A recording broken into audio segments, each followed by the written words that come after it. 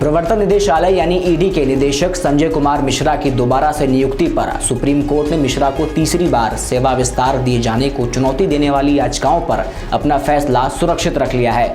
Supreme court ने सोमवार को कहा कि एक सेवानिवृत्त अधिकारी का कार्यकाल केवल असाधारण परिस्थितियों में बढ़ाने के अपने 2021 के फैसले पर फिर से विचार करेगा।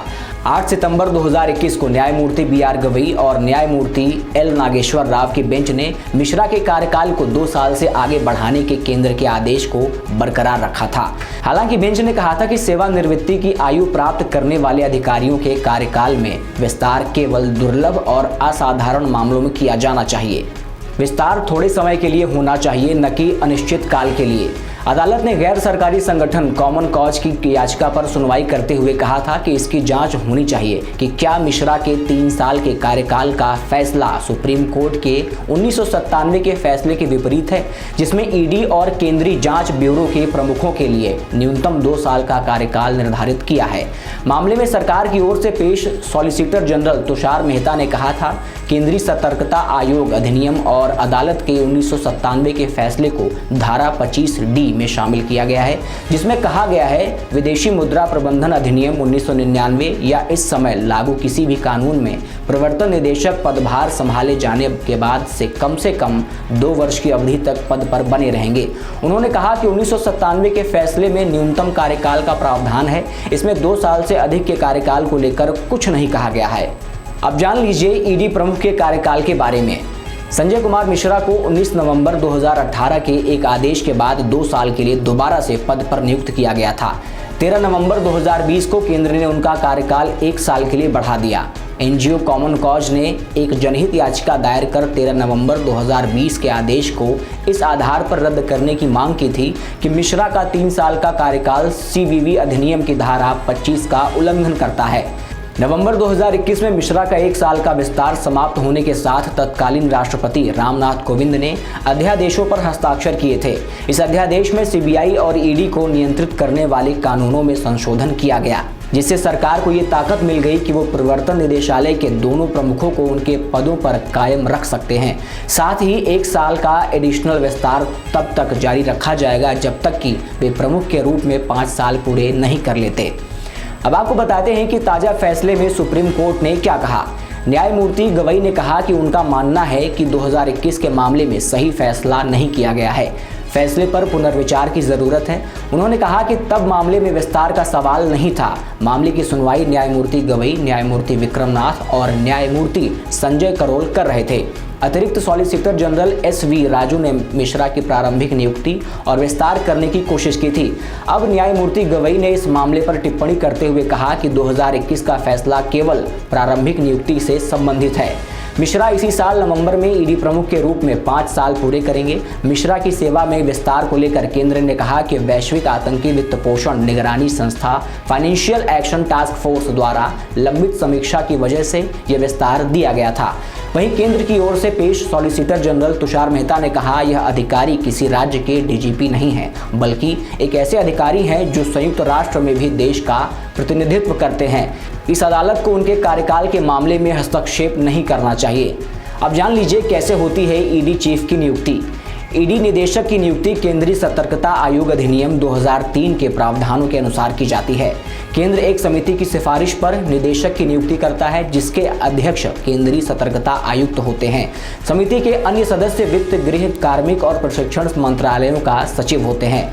कार्यकाल 2 साल से कम नहीं होना चाहिए और किसी भी स्थानांतरण को नियुक्ति समिति द्वारा मंजूरी दी जानी चाहिए। अब जान लीजिए कि ये मामला सुप्रीम कोर्ट कब पहुंचा।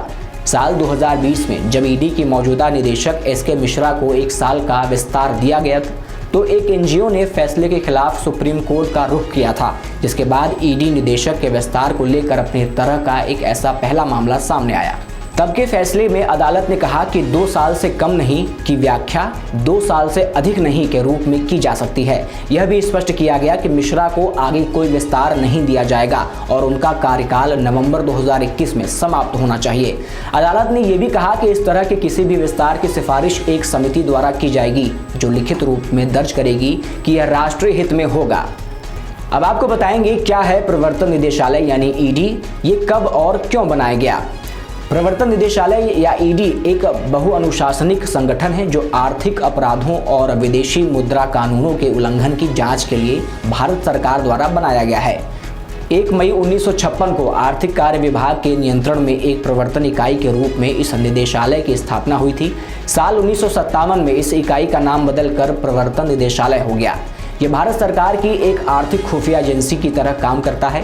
शुरुआती दौर में ये निदेशालय वित्त मंत्रालय के आर्थिक मामलों के विभाग के अधीन था। साल 1960 से ये भारत सरकार के वित्त मंत्रालय के राजस्व विभाग के नियंत्रण में काम करता रहा है। ईडी का मुख्यालय दिल्ली में है। इसके अलावा ईडी के 5 क्षेत्रीय कार्यालय भी हैं जो मुंबई, चेन्नई, कोलकाता, दिल्ली और चंडीगढ़ में हैं। इन क्षेत्रीय कार्यालयों के प्रमुख प्रवर्तन निदेशालय के विशेष निदेशक होते हैं जो अपने क्षेत्र में आने वाले प्रवर्तन निदेशालय के सभी जोनल और सब जोनल कार्यालयों का काम देखते हैं। अब जान लीजिए कि किन कानूनों के तहत काम करता है ED. Number 1, prevention of money laundering act 2002। इस कानून का इस्तेमाल मनी लॉन्ड्रिंग या धन शोधन को रोकने के लिए, उससे प्राप्त या शामिल संपत्ति को जब्त करने के लिए, साथ ही उससे जुड़े मामलों के लिए किया जाता है। ईडी धन शोधन के अपराधों की जांच इसी कानून के इस्तेमाल से करता है। संपत्ति की कुर्की, जब्ती की कार्रवाई और मनी लॉन्ड्रिंग के अपराधों में शामिल व्यक्तियों के खिलाफ मुकदमा चलना इसमें प्रमुख है। नंबर 2, विदेशी मुद्रा प्रबंधन अधिनियम यानी फेमा 1999। यह कानून विदेशी व्यापार और भुगतान की सुविधा से संबंधित कानूनों को एकीकृत और संशोधित करने के लिए इस्तेमाल किया जाता है। भारत में विदेशी मुद्रा बाजार के व्यवस्थित विकास और रखरखाव को बढ़ावा देने के लिए भी इस कानून का इस्तेमाल होता है। प्रवर्तन निदेशालय का काम फेमा के उल्लंघन के दोषियों की जांच करना और इसमें शामिल राशि का 3 गुना तक जुर्माना लगाना है। नंबर 3, भगोड़ा आर्थिक अपराधी अधिनियम 2018। यह कानून उन आर्थिक अपराधियों को ध्यान में रखकर बनाया गया था जो आर्थिक अपराध करने के बाद भारत से भाग जाते हैं।